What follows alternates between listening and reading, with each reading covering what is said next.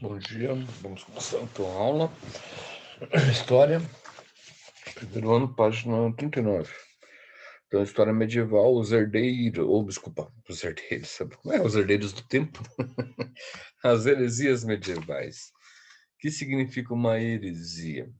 Então, nós vamos ver tudo isso daí, o que é, qual que é o conceito, né, do primórdio, dos princípios, né, da Idade Média, da história medieval, tá?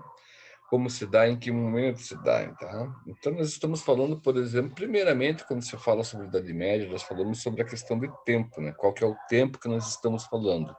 Nós estamos falando do século XV, século V para o século VI, final do século V, quase final do século V para o início do século VI, né?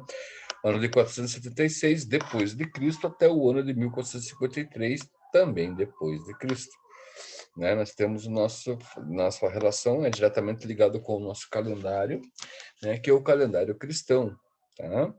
E a Idade Média ela está, né, para o seu tempo, assim como está a história antiga para o seu, ou seja, a história Grécia, a história de Roma, né, a história de outras regiões próximas ali, né, ou dos impérios do, vamos colocar assim, do, do, das expansões desses dois grandes impérios. Grécia, em determinado momento, né, expande seus domínios para toda a Europa. Né? Roma, da mesma forma, né? Sendo que esta última, Roma, vai chegar ao fim, dando início à história antiga e o início da Idade Média. Outra questão, nós temos, por exemplo, lá questões, algumas questões que são interessantes, né? Dentro dessa passagem da história antiga para a história medieval, nós temos o surgimento do cristianismo. Até então, nós tínhamos o quê? Nós tínhamos uma religião politeísta, com crença em vários deuses, né?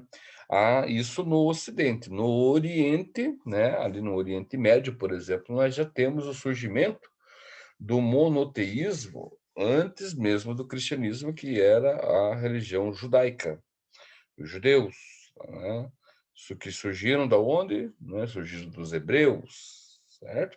Nós temos uma série de questões, né, que falam que nós podemos retratar aqui, podemos buscar aqui, trazer aqui, mostrar aqui para vocês que essas transformações ocorreram e como ocorreram, né, na concepção do ser humano, né, na concepção de crença, ou seja, religião, economia, cultura em si, geral, né, porque tudo vai se formando a partir do momento que as coisas vão mudando, né, suas estruturas vão ganhando forma a partir do momento quando elas vão mudando, ok? Então, nós temos aqui, então, sobre a introdução, né, nós temos uma introdução interessante aqui, e temos um fundo também que nós vamos buscar logo, logo, daqui a pouquinho, que fala sobre exatamente esse momento, mas eu só chamei aqui essa questão da Idade Média aqui para mostrar para vocês aqui uma coisa interessante que é a imagem. Cadê a imagem? Olha aqui, que bacana. A ilustração dos acadêmicos intelectuais do período da Idade Média. Tá? Então era mais ou menos assim, né? Como as pessoas eram representadas, né? Aqui uma vida acadêmica, né?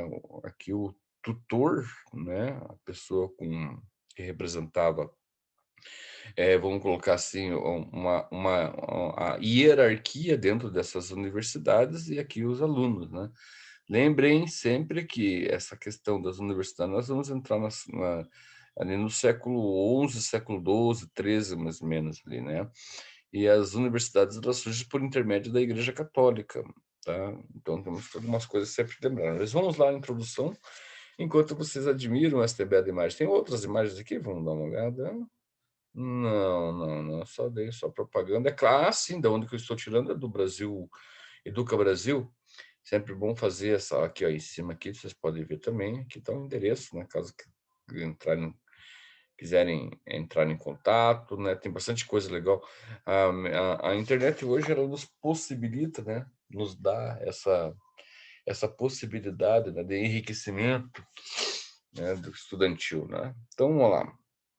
Durante o período medieval, a Igreja Católica exercia grande poder sobre a vida da população na Europa Ocidental. Tá? Então, durante o período medieval, como eu falei, é um período que vai de 476 até 1453. Então, ele fala da Igreja Católica, sim, mas antes mesmo a Igreja Católica já tinha uma influência muito grande com relação às pessoas, né? Por quê? Porque nós falamos do cristianismo, nós falamos do ano 1 depois de Cristo até quando? Até o ano 2020 depois, o ano que nós estamos. Então, em todo o seu processo, né, a Igreja Católica, de uma certa forma, ela exerce influência na vida das pessoas, né? Seja essas pessoas, sejam pessoas que são fiéis da Igreja Católica ou não, né? Você veja, por exemplo, existe hoje a Igreja Católica como a primeira do cristianismo, mas existem outras tantas igrejas, tá? Não católicas, mas cristãs, mas sofrem, né, com a influência, a interferência da igreja Católica. Né? O Papa de hoje, para muitas igrejas pentecostais, o Papa de hoje é um anticristo. Por quê? Eu não sei, talvez ele se aproxime mais dos pobres, né, cara? Talvez ele seja uma pessoa que faça diferente do que as outras igrejas que levam o nome de Cristo ou levam o nome de Jesus, né, façam. Né? Hoje nós vemos uma corrupção grande, altíssima, né? E uma manipulação para que essa corrupção aconteça dentro da igreja, assim, que é gritante.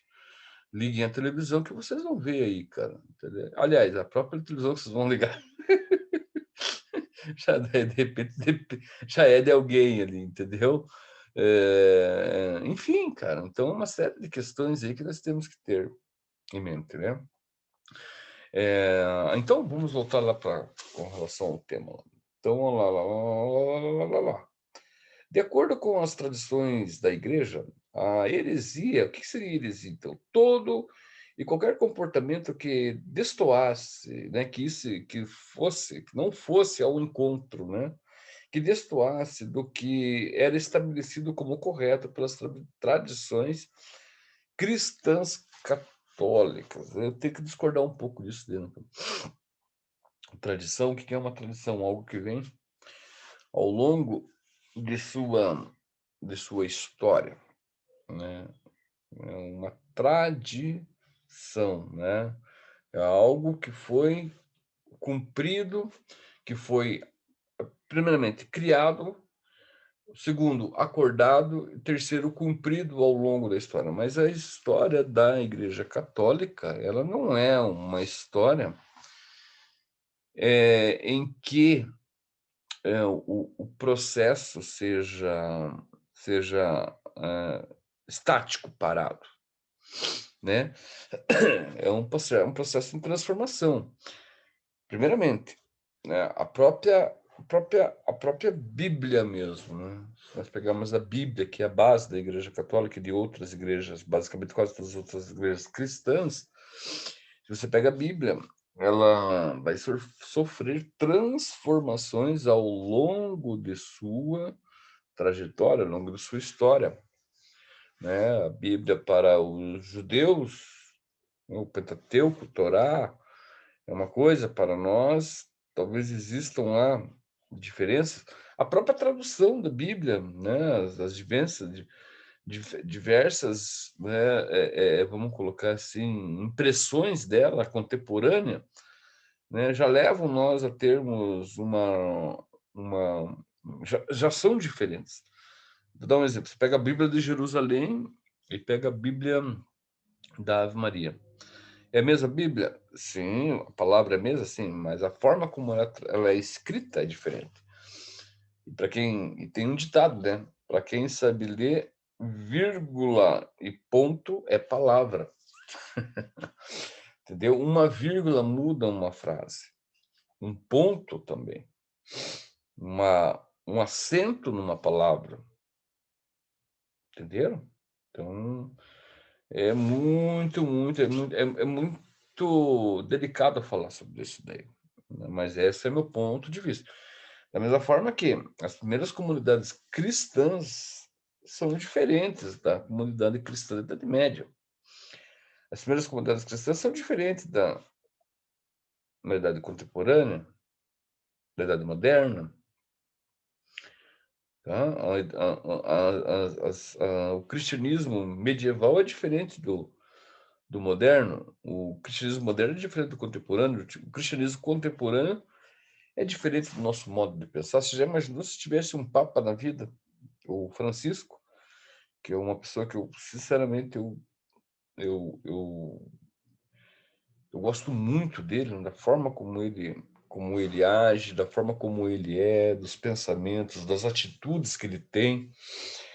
Esse papa seria assassinado na Idade Média, com certeza, né? Mas olha, não tem nem o que, não tenho nem o que discutir aqui.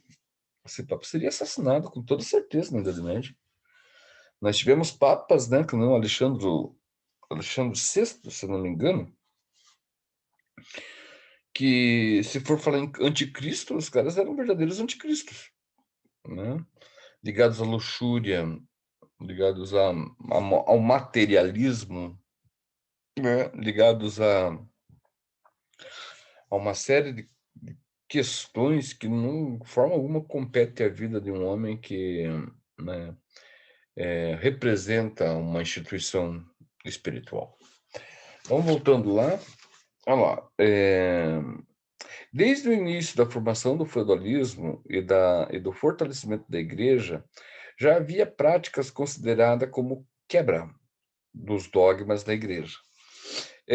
No início da Idade Média, as práticas consideradas pagãs já faziam parte do cotidiano medieval, pois como o cristianismo passou a ser difundido a partir do Império Romano, que era uma sociedade urbana, na qual, na sociedade feudal, de caráter rural, o cristianismo ainda dividia espaço com crenças consideradas pagãs. Então, se você pega, por exemplo, as primeiras comunidades cristãs, eles tinham uma relação de inculturação, de uma certa forma. Tá? O cristianismo ele não se fez exatamente só com a filosofia de Cristo. E nem poderia ser diferente. Porque o que Cristo defendia era o que Jesus defendia, desculpe, era uma sociedade igual, onde todos os homens tivessem, né, ou fossem, né, relevados indiferente da sua condição social, indiferente das suas crenças, tá? Era indiferente das suas crenças mesmo, porque ele chama, ele convida, tá? Ele não impõe. Jesus Cristo não impõe nada, ele convida a viver. Então é interessante isso. E outra, ele não tinha, e não discriminava o outro. Muito pelo contrário, ele chamava o outro. Ele olhava no outro o igual, não o diferente. Tá?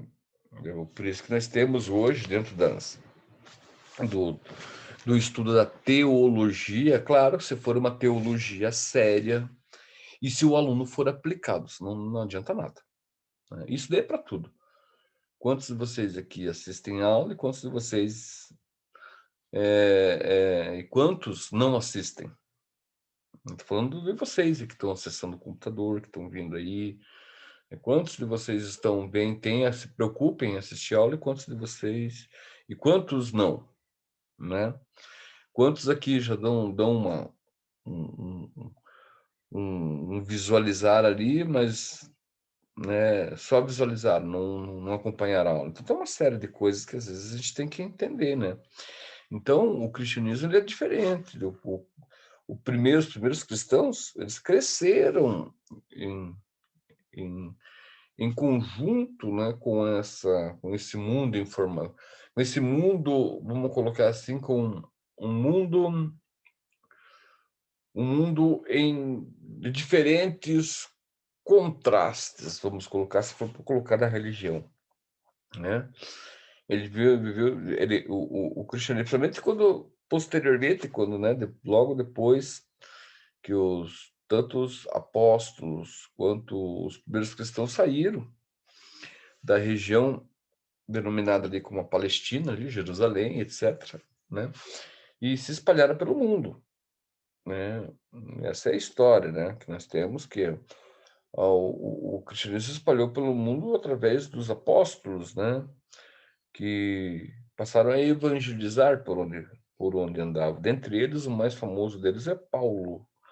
Paulo de Tarso, que era um soldado romano, e posteriormente ele se converte ao cristianismo e passa a pregar, né? Um dos pregadores, né?